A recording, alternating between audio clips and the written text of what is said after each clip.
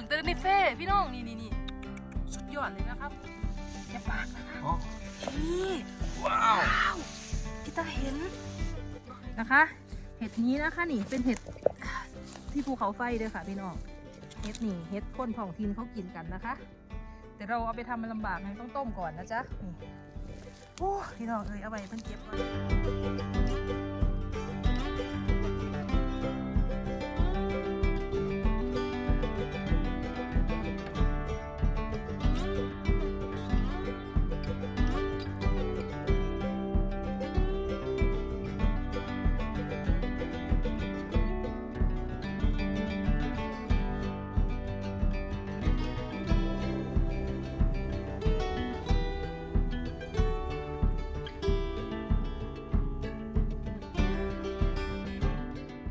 ดีจ้ามาแล้วค่ะมื้อนี้มาหอดปลาเห็ดนะคะนี่อุ้ยอากาศหนาวนะคะอากาศหนาวหาเห็ดนะค่ะจักสิพอบ่พอมื้อนี้มาลุ้นกันนะคะมาตะไก่กว่าจะมาถึงเนาะเป็น1 ชั่วโมงนะคะชั่วโมงกว่าขี่รถมาแต่ไต่พุ่นนะคะนี่คือปลาแถบเนื้อเด้อพี่น้องปองปลายนะคะนี่ค่ะเราพามาเด้อจ้าติดตามเบิ่งเห็ดกันเด้อจ้าเดี๋ยวกีตาร์จะพาหาค่ะไปกับเซียนเห็ดนะคะนี่เซียนเห็ดรู้เห็ดอะไรว่าคนอยู่ในป่านี้ตั้งนานไม่เจอเดี๋ยวพี่ตีต้องเก็บพี่เก็บมันกินได้ป่ะพี่ตีตัวนี้ได้ใช่นี่มันเห็ดพี่จริงเหรอพี่ตีทำไมรู้เห็ดดีจริงๆอ่ะโอ้พี่ตีเจออีกแล้วโอ้ยดอกให้หน่อยนี่แหละดอกน้อยอร่อยพี่เก็บไหนอันนี้พี่เจก็เจอตอกมอกเลยค่ะพี่น้องก็ดึงเลยเหรอให้พี่ตีต้องเก็บใช่ไหมป้าได้กินได้ป้าพี่เจียวคือนางขับเพียบดีแท้เอาให้เราเก็บเนี่ยครั้งแรกก็ชีวิตกับปล่อยแล้วดึงอย่างนี้เลยใช่ไหมพี่ตีมาสำรวจเห็ดแล้วหูเห็ดหลายแล้วข่อยมาอยู่นี่ที่แรกเก็บเห็ดพี่เบียร์เต็มตะกร้าเลยโอ้ยได้อยู่โอ้ยนี่อุ้ยเอาไม่ใช่ใช่ไหมใช่กินได้อันนี้กินได้ตัดเขาให้ปลูกไงนี่ตรงเชื้อเอาพี่เจ้ามือแล้วสั่นตรงนี้ค่ะตรงนี้เลยเหรอสั่นนี่แห้งเล่าลืมตื่นเต้นเห็ดนี่ไม่เข้าใจแล้วอย่างนี้เลยเหรอเขาไม่ได้กินข้าวเนี่ยเลยว่ะแต่พอเราหล่มเมื่อกี้เราหล่มเลยแต่เราต้องเปิดด้วยนะเปิดมีกินได้เห็ดนี้แหละอยู่แสดงว่าใต้ต้นนั้นเยอะมากเลยเดี๋ยวหนูพาไปเห็ดนี้แหละเหมือนกันเห็ดนี่กินได้บ่นี่เธอไปเอาหยังมาบ่ได้เห็ดนี้กินไม่ได้นะคะเอามาไหมเห็ดนี้กินบ่ได้เป็นบ่พิตีถามเพิ่นเขาเคยเก็บไปเต็มตะกร้าเลยเขาบอกให้เขาเอาทิมดอกน้อยๆนี่นะอุ้ยดอกน้อยจ้วงไว้ถ้าปลูกบ่ข่อยพาไปเอาดอกใหญ่ดีกว่าข่อยหูมองอยู่เดี๋ยวไปเบิ่งข้างในเนาะกินได้ทำไมเต้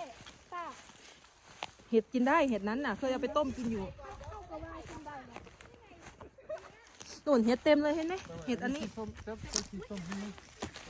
มันกินไม่ได้เห็ดนั้นน่ะบ่ได้นี่เห็นบ่เห็ดกินบ่ได้นะคะ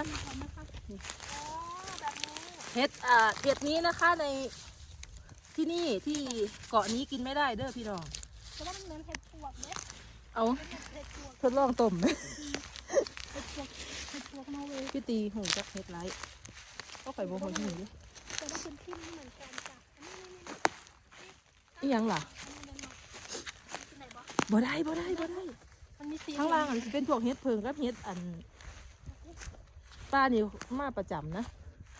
หูมองเห็ดเกิดอยู่แต่ว่าฝนมันบ่พ่อข่อยพ่อแต่กะพ่อได้รุ่นอยู่เอาเขาไปไหนหมดแล้วไปเองเด้อบันนำมาเองเด้อบอกให้นำมานี่เห็นไหมนี่เห็ดกินไม่ได้นะคะนี่อันนี้เนาะนี่หลายอยู่นี่พูนพี่ตีเบิ้งอีหยังล่ะพูนพี่เบิ้งยังเห็นบ่นี่เห็ดอีหยังอาทิสเกะบ่เปิดเบิ้งดูมันกินไหนบ่เห็ดอีหยังล่ะบ่ได้ดอกบ่ได้บ่ซิสเกะบ่อีหยังพี่อันที่ได้เห็นบ่ตัวกินบ่ได้ไม่ได้ค่ะอุ้ยตัวนี้เป็นตะไทยรูปเอาอยู่ด้วยเห็นดอกนึงนี่เปิดเบิ้งนี่เห็ดนี่กินบ่ได้นะคะนี่อย่าไปกินส่วนตะกี้เก็บไปเต็มตะกร้านะคะเข้ามาเก็บเห็ดตอนนั้นน่ะครั้งแรกนะป้าคนที่นี่ทำไมไม่กินเห็ดวะเพิ่นว่าบัดเดอร์เทมันเห็ดพี่เบียร์ค่ะเขาจะเอาบ่กินนะคะนี่ไอเราเก็บเต็มตะกร้าเลยนี่ห้อยเคียด้วยนี่เห็นบอลนี่เสื้อขาวๆนี่เนาะสีเห็นไหมเสื้อมีแต่เสื้อเห็ดเขามาเคียแล้วเขาไม่กบไว้ไง บดไม่ดีนะหักไปนี่ไม่ยอมปลูกเห็ดช่วยนี่ ปกติถ้าแบบนี้ไม่เหมือนอะไรแบบ ใช่ เลยขึ้นก็แบบมันเปิด เปิด ดู เอาฝรั่งสอนหาเห็ดกันด้วยบ้าง เปิดดูดูหน่อย ฝรั่งหาเห็ดเจอเนาะอุ๊ยพี่เจดูพี่เจพี่เจดูเดียวพี่เจเป็นคนพอดอ่ะนางมือลมกินได้ตัดเลยอันนี้เห็ดแครอทนะ มาดู เปิดดูเหมือนกัน เปิดไปเรื่อยๆพี่ตี เจเก่งมากเลย พี่เจหาเห็ดพอปะมาดูพี่เจหาเห็ดเจออ่ะ ข้างล่างมันชื้นมากเลย มาพี่ตีถ่ายได้ถ่ายเอาด้วยยันเอานุตัด อุ้ยนี่ไง ก็นี่ไงเปิดไปเรื่อยๆเอา อ๋อ เปิดไป นี่ไง เรื่ เดี๋ อย ยวอย่าไปจับมันนะถ้าจับมันจะไม่โต ๆนี่ไงนี่อุปุกอีกปีกอยู่นี่ ถ้าเดี๋ยวนี้จับ พี่ มัน เจทำไมเก่งจังเลย พี่เจบอกว่าเปิด อันนี้ที่บ้านหนูเขาเรียกว่าเห็ดแครอทนะ เฮ็ดแค่รอดบ่ จ้ะ นี่หรอ ใช่ที่โนเวย์เรียกว่าเห็ดแครอท นี่มันแมนบ่ล่ะ ใช่ไหมล่ะ อืม ใช่เห็ดแครอท ใช่ มัน บ่ จะมีสี พี่ตีบอกว่าเฮ็ด เขาเรี แค่ ยก รอ ว่า ดบ่ นะ นี่ มันจะเวลาเราเกลี่ยมันจะเป็นสี เขาไม่ค่อยย่างเหยียบไปเด้อนี่ อันนี้เห็ดแครอทค่ะ ได้ไหม เมื่อกี้ฝรั่งเปิดให้คนไทยเก็บให้คนไท อั ย นนี้เห็ดแครอท ฝรั่งผ้าหา วันนั้นไง เออ อันนั้นไง ฝรั่งพาหานะคะ อันนี้ นี่ เห็ดแครอทสเปนอันนี้ ใช้ตะกร้าใหญ่กว่าเฮ็ดพี่เจเก็บใส่ตะกร้าอะ อีก เหยียบมีดจะคล้องซะล่ะ ฮะน่าจะมีทางนี้แหละ แถวนี้แหละมันต้องเป็นแบบแตกสโปรเว้ย เอาครับมันกันคักเลยบัดนี่เฮ็ดอีหยังถ้วยหนึงละเด้อบานนี่เฮ็ดนี้เผ็ดพี่เบียร์พากันมันบอกคักเลยบานนี่เคลียร์เป็นเคลียร์เลยบานแตกเป็นแตกปลาพี่เจทำไมรู้มันขึ้นเมื่อกี้ดูพุยุใช่ไหมเหมือนแบบอันนี้ก็เฮ็ดระเบิดบ่นี่บ่แม่นเฮ็ดระเบิดนี่พี่เจบอกว่าแปลกๆอีกแล้วเด้อบานมองเขาพี่เจบอกว่ามันสูงเอ้า จะต้องฝึกอันนั้น โอเคอุ้ยนี่พี่ตีโอ้ยเห็ดพีเบีย มันเกาเลย มันเก่าแล้ว แต่มันตาย เห็ดพึ่งเก่าเห็นไหมเอาถมไว้เพราะเชื้อมันเนาะอันผู้ยุแม่เปิดหาเลยเด้อตื่นเต้นเหรอ ข้างล่างมันชื้นมากเลย นี่ไงเปิดแบบนี้เนาะเห็นไหมค่ะนี่มันเพาะเห็ด มันมีเชื้อ เอาไปใส่สวน เปิดต้องปิดด้วยนะ เพราะว่าเผื่ออุ้ยโทษด้วยพี่ตีเผื่อครั้งหน้ามันจะได้มีเห็ดขึ้นเรื่อยๆพี่ตีเดี๋ยวรูนี้มันจะมี3 รูลงไปบรรจบกันนะ โอเค แยกกัน ไอเดียมันมี3 หลุม ที่นี่ดีกว่า เลือก ที่นี่มันจะโยกแบบ โอ้แต่เจอบ้างไอพี่แจ๋วมันจะมีหลุมนี้ด้วย ที่นี่น้ำตลอดเวลาเก็บโยกกว่าที่นี่มันชื้นกว่ามันก็ขึ้นที่นี่ง่ายกว่าในรู้ที่นั่งข้างบนน้อย ให้ฝรั่งสอน มันน้อย ไอเดียวลองนี่ก็มี ชอบเวลาแบบนี้ ลองนั้นบ่ค่อยมีหลาย ชื้นกว่า ไปเราไปดูร่องนี้เผื่อมันเจอเห็ดเยอะ ให้พี่เจ พี่เจ๊จะเข้ารูนี้ใช่ไหม หรือเราจะเข้ารูพี่เจหรือเราจะเข้าแต่มันข้างล่างจะมีเยอะเลยนะ ไม่เชียร์เนี่ย รู 2 รูนี่มี มันดีกว่า พวกนั้นโอเคเอาพี่เจรู้เอา พี่เจ๊เข้าที่ไหน ก็พี่เจไอ เข้าที่ไหน ใช่เพราะว่าโอ๊ยได้ปะ แต่คนที่นั่นขุด ขุดที่ไหน ก็เขาขุดเยอะ เหรอ พี่เจ๊หักตรงนี้ ไหนรอยขุดล่ะ นู่นเขาขุดเยอะ เหรอ แต่พี่เจ๊คิดว่าแต่ไม่รู้กี่วันแล้วน่าจะ เขาขุดนานเลยพักกระเด้อบานพี่น้องไอพี่แจ๋วลงไปกับพี่ตีเด้อไปถ่ายให้แกด้วยบางเวลาที่ต้องถ่ายใช้ไอเดียก็ได้นะถ่ายวิดีโอให้เล่าในอาหารเราเก็บเห็ดเอาอีกอย่างเนาะบันลงไปพวกเราหู้ไปรัดกันข้างล่างนี่ โอ้สวย เห็ดพึ่งเดี๋ยวเอามีดตัด โอ้สวยมาก สวยมากใช่ไหมอ้าว อือฮึ นี่ค่ะพี่น้องป้องปลายนะคะ ที่นี่เขาไม่ให้ดึงผวดเลยนะคะต้องปลูกเห็ดช่วยรัฐบาลด้วยนี่ค่ะเห็ดเผิงนะคะนี่เห็ดเผิงหวานเนี่ยโบเห็นเหรอเด้อจะอะไรเป็นเห็ดอันนี้เป็นตะกร้าแล้วก็กบไว้นะคะ ให้มันขึ้นอีกเนาะเราต้องดูเลี้ยงธรรมชาตินะคะไม่งั้นก็ดับแนวหมดนะคะเสือเห็ดเก่า สำรวจโลกกับนายไส้นะคะนี่ยังไงเห็ดยังไงเห็ดอะไรนี่นี่ไงเห็ดแครอทที่พี่ตีบอก ที่พิธีให้เรา ใช่ ใช่ไม่มี นี่เห็ดแครอท อันนี้ไม่ใช่เห็ดแครอทมันเรียกว่า เห็ดอะไร ก็มีชื่ออื่น ภาษาอังกฤษใช่ไหม แต่ปกติเห็ดนี้ใช่ไหมมันขึ้นเป็นครอบครัวใหญ่ เนอะ ที่มี ต้องมีครอบครัวอื่นใช่ไหม เขาปกติไม่ขึ้นคนตัวเดียว แต่เห็นขึ้นดอกเดียว ไม่ใช่อันนี้แล้วเหรอ อยู่ใต้ เปิดสิ นี่หรือเปล่าอันหนึ่งสำรวจโลกยางคักมั้พี่น้องเห็ดยางบุ่นแค่รอดตัวพี่เจนเดียวกันไหมนี่ดูนี่แค่รอดน้อย ใช่ เขามีครอบครัวเนาะนู่นไงอันนี้แครอทหนึ่งหรือเปล่าเหมือนจิตาเห็นแบบตรงนี้นี่ ใช่ ทำไมตาดีใช่ไหมเดี๋ยวเขาไปเก็บเอามีดไหมดึงเอาเลยเหรอมั้ง ที่มีผมมีเห็นไหม มีแครอทอีกเหรอ มันซ่อน จะเห็ดอะไรไม่รู้นี่นะคะเห็ดโอ้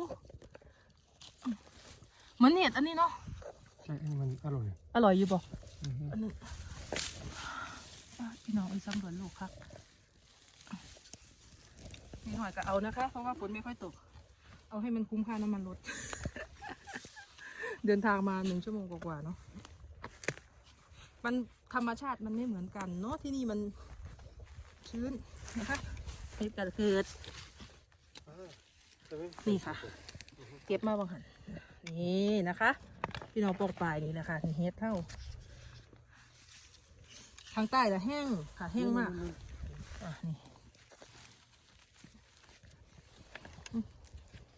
แต่ขาแก่นขาแบบแน่นอยู่นะคะตาดีครับ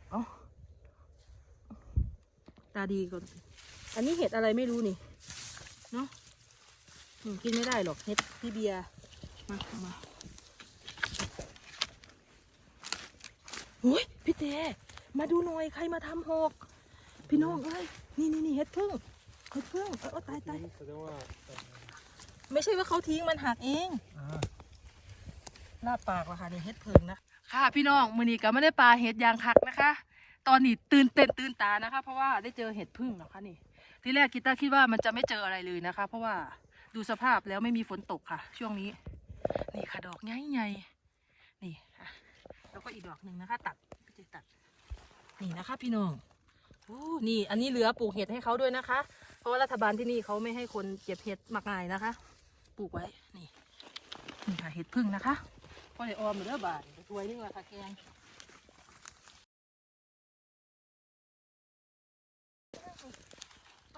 ปานพวกคุ้มทรัพย์ไม่นำแค่อรดนี่ค่ะนี่นะคะ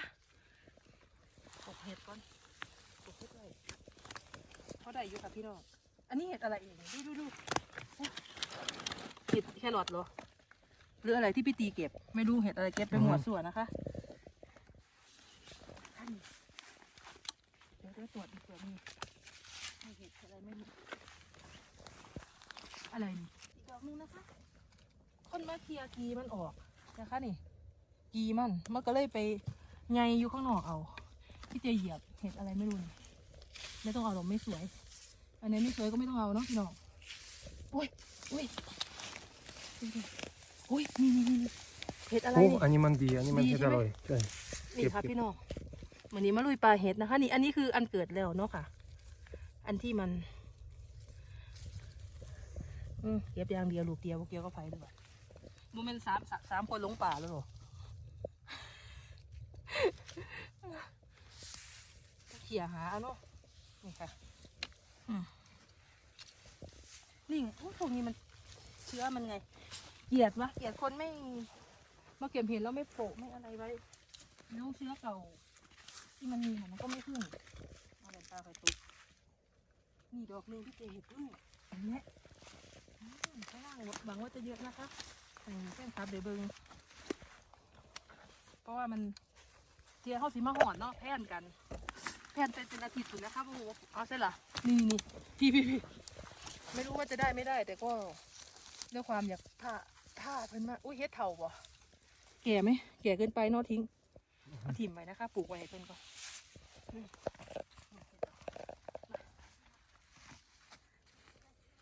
ปิดเบิ่งดูนี่ค่ะ โอ้ งามนะคะนี่อยู่บนหลักมูมัน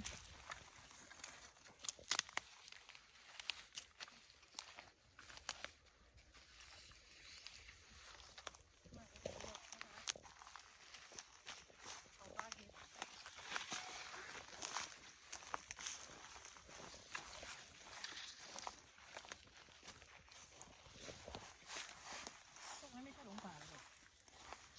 เราไปข้างล่างตรงนั้นเนี่ยพี่ตีข้างล่างสมชายมาข้างล่าง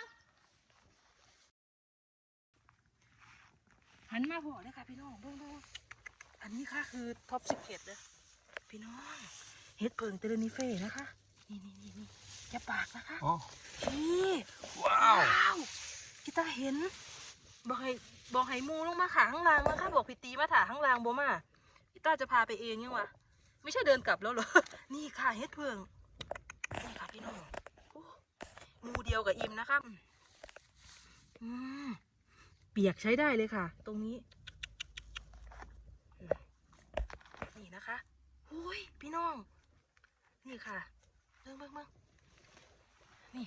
นี่นะคะเฮ็ดเพิงเตอร์นิเฟ่พี่น้องนี่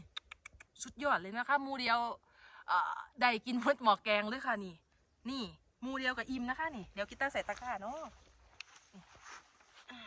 นี่ค่ะงามนะคะนี่มาหาต่อพี่น้องค่ะพี่ตีอยู่ใส่นมบานปลูกไว้เหมือนเดิมไปหาต่อนะคะอันนี้เป็นอย่างน้ำหวานดิ้นเอาสติกกันเด้อบ่เอามาตั้งรักไหมเพื่อนสมพี่นี่พี่น้องพออีกแล้วกีตาร์วนไปวนมาเดียวนะคะนี่โอ้ยปิดตีปัดขี้ขาดน้ำหาคนด้วยบัตรนี่ค่ะลายข้างล่าง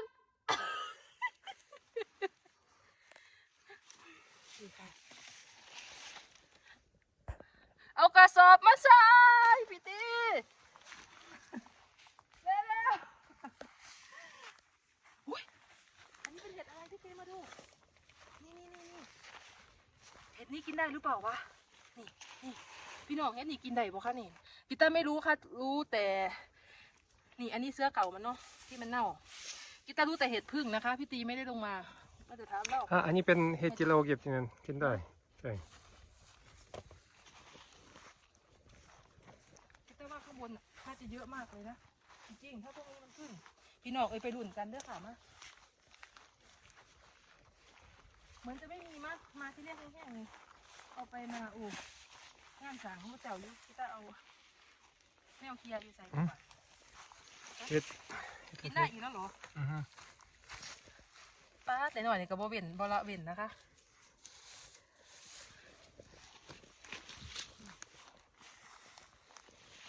หนูเคียร์อยู่ใส่ระบัด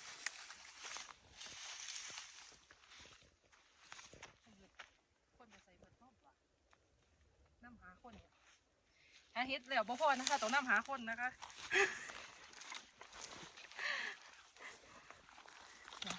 ไม่กระเท่าหาใหม่คิดว่าข้างในเยอะ โอ้ my god อันนั้นเป็นอะไรพี่เจดูมันมีแมวอันนั้นลึกนี่อีกดอกนึงขอทักลงเลยแบบแป๊บนึงนะคะมันมีเชื้อมันไงมันน่าจะมีอีกเนาะนี่นะคะอันนี้เป็นเห็ดอะไรไม่รู้นี่อุ้ยเห็ดอันนี้สงสัยใต้ต้นอันนี้เยอะมากเลยพี่เจเห็ดนี้เห็ดอะไรนะพี่เจที่มันก็บอกว่าแต่คนถ่ายเอาหัวเด้อบ่ายแต่คนคานาเรียเขากินนะคะคนสเปนเขาเอาไปต้มก่อนมีลอกยางเลยบอกให้น้ำมาเพราะมันเป็นหลงปลาอยู่ใส่เท่าบ่าเดี๋ยว บอกว่าให้รอข้างล่างอ่ะพี่น้องเฮ็ดอุ้ยลง นั่งบ่ได้นั่งลงบ่ได้อุ้มมันหน่อยก็คนนี่พี่น้องอีกแล้วนะคะ สุดยอดค่ะนี่เดี๋ยวเหงือกปลาออกให้พี่น้องให้ทุกคนได้เห็นนะคะ อันนี้เป็นหนึ่งความภูมิใจของเกาะใครบอกว่าเกาะเตเรนิเฟ่แล้งไม่ใช่นะคะ มีโซนที่กินได้นะคะโซนที่มีเห็ดนี่ค่ะ อันนี้ดอกแก่เราไม่เอาเนาะปลูกไว้เฮ้ยอย่างเก็บมันคืออย่างนี่ค่ะเวลามีเห็ดก็มีนะคะ ไม่ใช่ว่าจะแรงอย่างเปิดไปเปิดมาเปิดเขาทีเขาเดินมันไม่ได้แรงอย่างที่คิดนะคะมันยังเพาะเสื่อไปโตอยู่อาทิตย์หน้านี่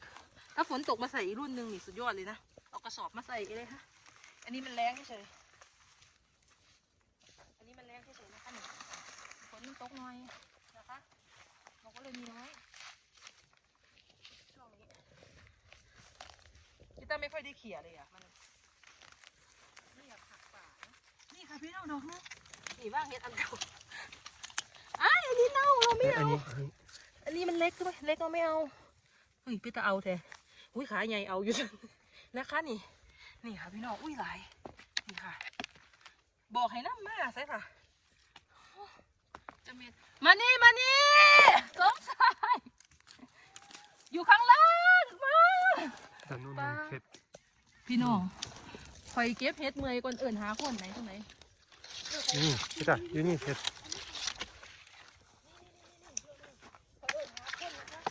เมื่อก่อนเก็บเห็ดค่ะน้ำหากิ่งคือมาเด้อพี่น้องควันเลย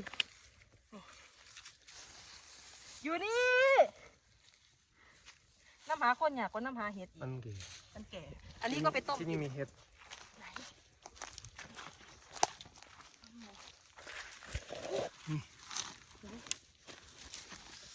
นี่ก็แม่นบ่ไม่ โอ้อันนี้เห็ดดี นี่นะคะวันนี้ได้ออกกำลังกายขาเขาไม่มาหรือไม่มาถ่ายเนาะนี่ค่ะพี่ตีเฮ็ดไรมานี่ทำไมไม่ลงมาวะพี่เตอร์จะให้พี่ตีถ่ายด้วยไงเขาเซียนเห็ดเดี๋ยวเหลือไปให้เขาด้วยพี่เตอร์จะเปิดเห็ดไว้รอพวกพี่ตีนะคะพวกพี่ๆเขามาด้วยเขาอยากเห็นเห็ดเนาะพี่ตาไม่ยากหรอกเดี๋ยวพี่ตามาหา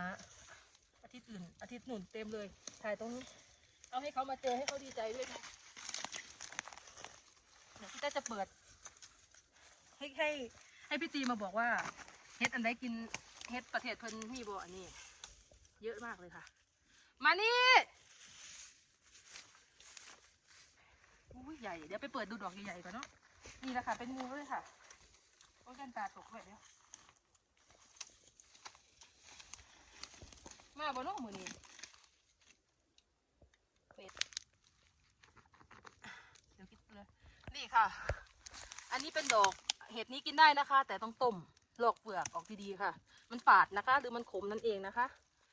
เดี๋ยวกิตาจะเอาไว้รอพี่ตีเอามานี่ค่ะพี่น้องเอาไว้ถ่าเพื่อนเนาะเพื่อนมาเก็บน้ำลงมานี่เห็ดเอาไว้ให้อยู่นี่มาอุ้ยหล่มซะแล้วเหรอเห็นมันปูด้วยเหรอเหรอพี่ตีนี่หนูเอาไว้ให้นี่เยอะเลยมาเก็บจะได้ถ่ายนี่นะคะนี่นะคะงามนะคะพี่น้องกองไปเอามาให้เพื่อนเก็บน้ำนะคะ